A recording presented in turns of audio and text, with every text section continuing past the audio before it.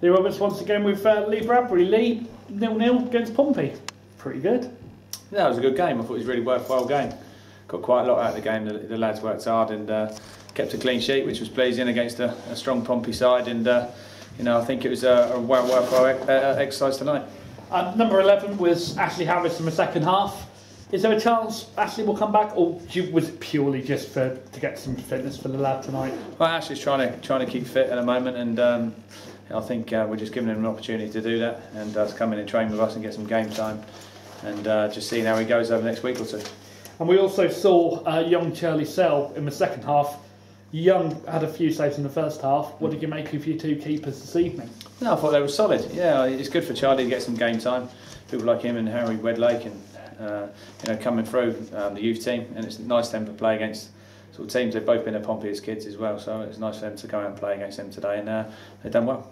Another player I was absolutely delighted to see in the second half was Brian Stock, over 300 games in the Football League. Please, can we sign him? Ask the chairman. I like Brian Stock as a player. Obviously, he's at Burnley last year and involved in a promotion-winning team to the Premiership. So I'm just fortunate he's moved to the area, and we will be trying to sign him. Whether we can or not will remain to be seen. We'll look forward to that one with relish. Also, tonight, no one scored. It was a 0-0 game. Do you view that as a negative, or do you view it the fact that you were playing League Two quality players? Yeah, you got to look at the players you're playing against. Johnny Ertel, Webster, Dan Butler in the defence. You're looking at players that play sort of week in and week out in League Two. So, it's a negative, I suppose, that we haven't scored. But at the end of the day, they haven't scored against us either, so that's a positive. And we'll take it into Saturday's game and look forward to that and try and win that game. Moving forward, as we said when we played Ebbsfleet, we've got Staines on Saturday. I'm trying to second guess your formation, and I still don't know. Are you going to go with the two strikers or the three lads up front? What's your thinking? If I tell you, then Staines will be looking at it. So unfortunately, I can't be. With Staines, we are a few more days on. Has the game plan against Staines changed, or are you still looking at? I just looked at a few things tonight and personnel as well. Depending on what formation I play, will be depending what players obviously play and who deserves to play. I want them to play and run for a brick wall for this football club, and I need to make sure they're willing to do that.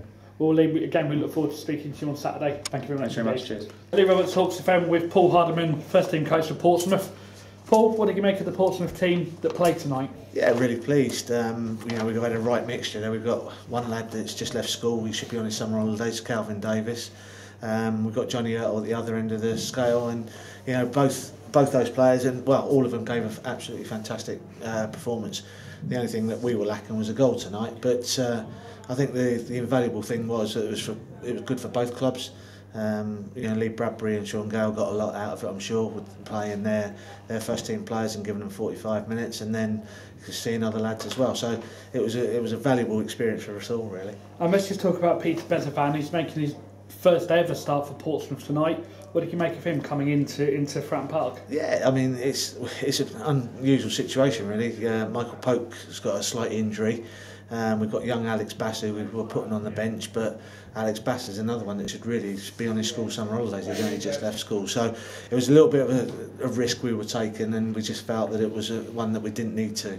So we've brought in Peter, and that's his first game. He's trained with the lads the other day.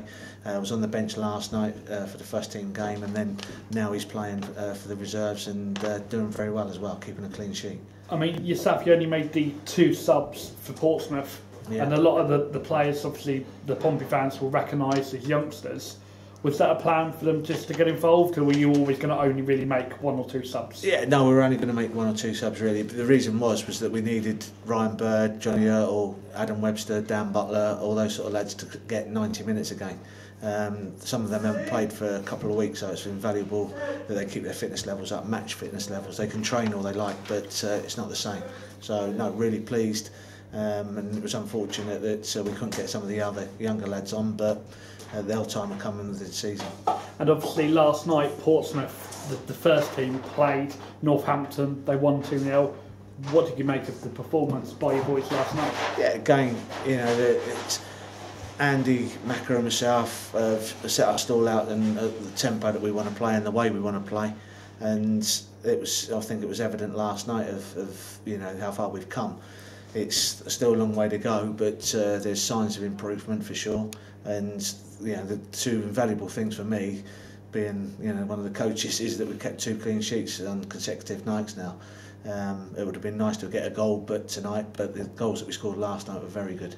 Next up for Portsmouth is a trip to Oxford. A lot of Pompey fans are going to be looking to extend that unbeaten run to 12 games since Orths came in. Yeah, what's your chances of doing that against a tough Oxford side? That's against Michael Appleton as well. It's Michael will be getting his players right fired up for this one. Every game they've played so far, they've lost 1-0. So they are tight.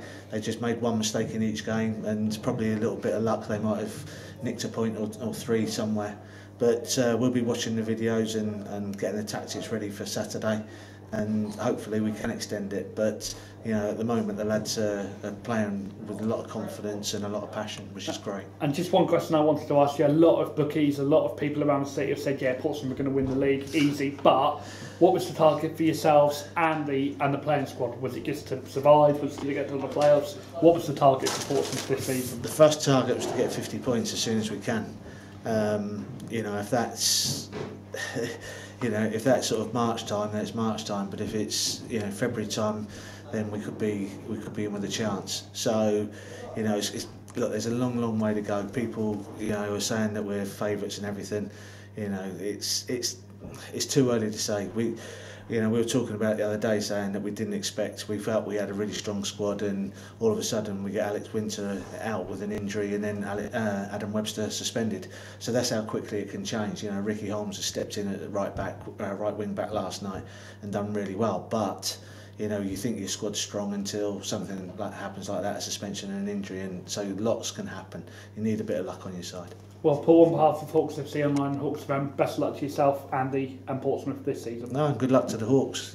Ex-player and used to play for Waterville a few years ago. So no, always look out for their results. Obviously, Gailey and Bradders are great lads as well. So good luck to them. Cheers. Well, if you can let us have Nigel back online, that'd be even better. Cheers, Paul. Thank you very much. Cheers. Thank you.